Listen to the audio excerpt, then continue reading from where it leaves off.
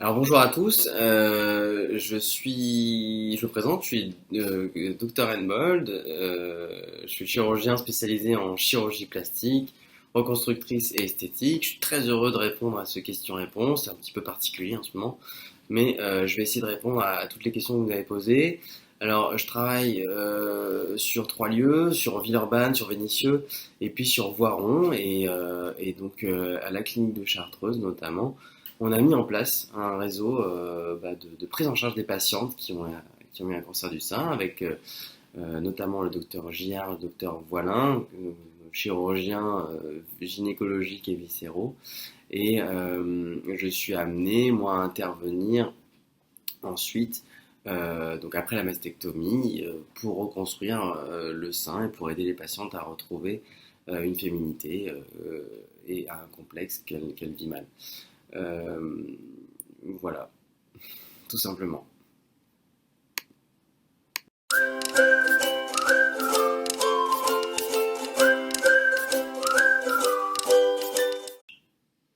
Alors, pas du tout. D'ailleurs, on a seulement 25% des patientes aujourd'hui en France qui sont reconstruites.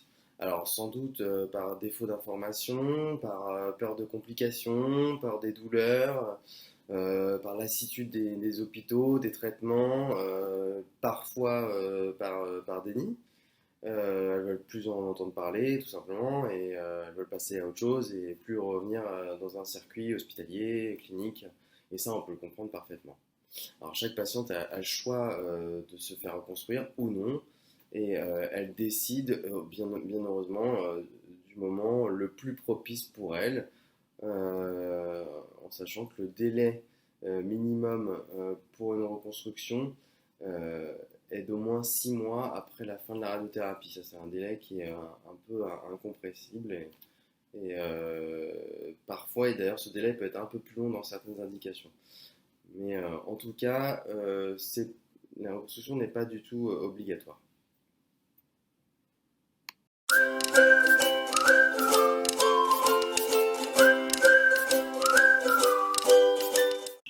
Alors schématiquement, pour que ce soit très clair et très simplement, on a 3 types de reconstruction.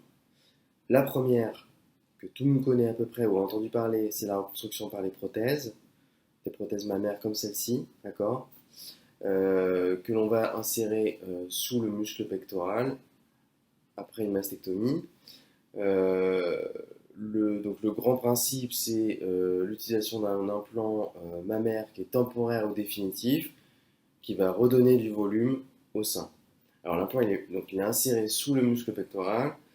Il faut, quand on fait la reconstruction, recréer le sillon sous-mammaire. Euh, les indications, surtout, c'est sur des patientes qui sont non irradiées, qui ont une peau de bonne qualité et chez qui les autres types de reconstruction ne sont pas possibles. L'avantage vraiment de cette technique, c'est que c'est relativement simple à faire, que la cicatrice est minime parce qu'on reprend la même cicatrice de mastectomie, donc il n'y a pas d'autre cicatrice. L'intervention est plutôt courte. Les inconvénients majeurs, c'est que c'est un corps étranger, que ça peut donner un aspect un peu artificiel, un peu figé, et que ça vieillit moyennement dans le temps. Donc globalement, le résultat cosmétique, il s'altère un peu avec le temps. Voilà, donc ça c'est la première méthode qui est majoritairement utilisée. La deuxième méthode concerne la reconstruction par lambeaux. Alors les lambeaux, qu'est-ce que c'est? C'est en fait l'utilisation d'un tissu à un endroit donné de la patiente que l'on va déplacer pour donner du volume qui manque donc, dans le sein. Donc le principal lambeau qu'on utilise, c'est le lambeau de grand dorsal. Donc, le lambeau de grand dorsal, ça veut dire le lambeau du muscle et de la peau du dos. Donc on prend le muscle du dos et on le déplace pour la mener devant sur le sein. Donc c'est un lambeau, c'est une technique qui est fiable, qui marche très bien, ça fait très très longtemps qu'on l'utilise.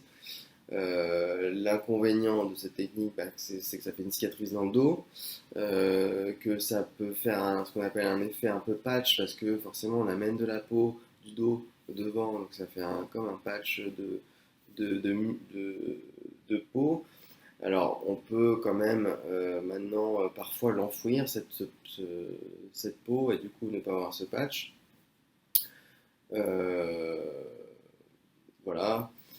Ça peut être parfois un petit peu douloureux en post-opératoire, mais c'est aujourd'hui quand même bien mieux géré et on a quand même des suites nettement plus simples depuis 5 à 6 ans, depuis qu'on a des raffinements sur la technique maintenant et les patientes le supportent bien mieux qu'avant.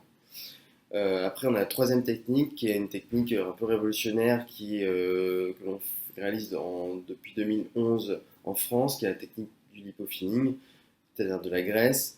Alors, de la graisse, bien sûr, le principe, il est très attrayant, c'est-à-dire qu'on fait une liposuction du corps, une liposuction de zones bien précises, et on réinjecte dans le sein pour redonner du volume au niveau du sein. Euh, alors c'est très intéressant, sauf qu'il faut faire beaucoup de séances pour recréer un volume de sein. Alors ce qu'on fait souvent, c'est que on fait pas forcément que de la graisse, mais on associe un peu les deux. C'est-à-dire que la prothèse avec la graisse ou le lambeau avec la graisse. Donc toutes ces choses-là peuvent être ancrées. Donc voilà, là, ces trois méthodes, la prothèse, le lambeau, le lipofilling par la graisse. Et, euh, et on a voilà, tout l'arsenal pour la reconstruction. Mais encore une fois, c'est chaque individu choisit et chaque patient décide avec son praticien la meilleure méthode.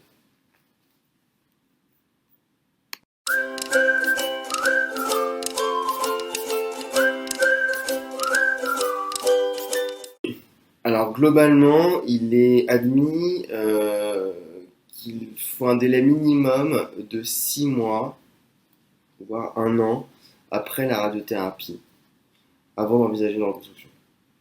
Donc, il y a une exception qui concerne la reconstruction par graisse ou par lipofilling dans le cas d'une ablation partielle du sein, ou alors le délai là il est un peu plus long, il est de 2 ans. Voilà.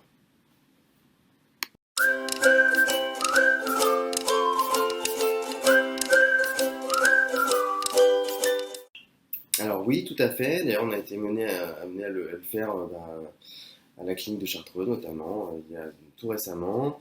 Il se fait dans des cas bien précis, dans le cas de cancer de petite taille, pour lequel il n'y a pas on n'envisage pas de radiothérapie après la chirurgie, ou alors c'est dans des cas de mastectomie prophylactique, ça veut dire, euh, c'est-à-dire que c'est pour une ablation avant que le cancer se déclare chez des personnes qui présentent une prédisposition génétique au cancer du sein.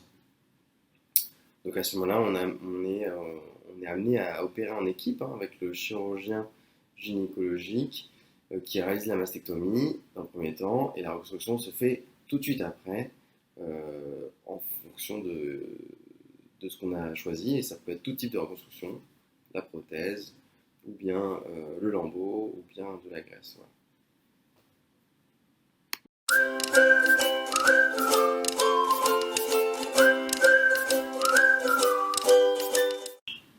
Alors la douleur, elle dépend de la technique utilisée et de la sensibilité de la patiente, bien évidemment. Globalement, on peut dire qu'une intervention par prothèse et par grand dorsale, ça entraîne des douleurs relativement intenses les 3-4 premiers jours. Ça s'amenuise assez rapidement derrière. On retrouve une activité normale au bout de 15 jours, 3 semaines à peu près. Et l'intervention par lipofilling, elle est quasiment indolore. Les seules zones qui sont un peu douloureuses, peuvent être au niveau des zones de liposuction, et encore c'est comme des grosses courbatures.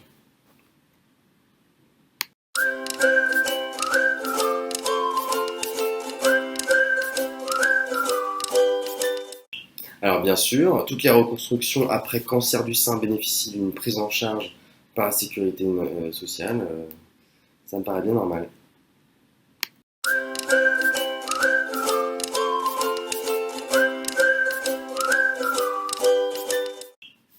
Alors le surplus de peau, il est intéressant à condition qu'il soit de bonne qualité et bien situé sur la plage de mastectomie.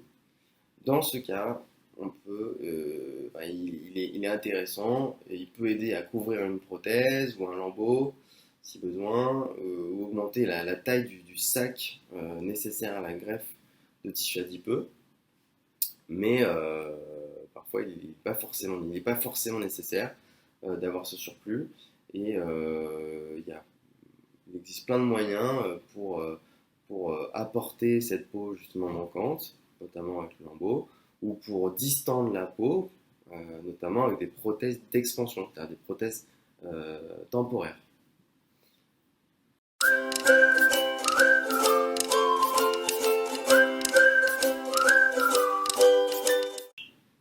Alors oui, bien sûr, à partir du moment où on intervient sur des séquelles de cancer du sein, la prise en charge est possible, bien évidemment.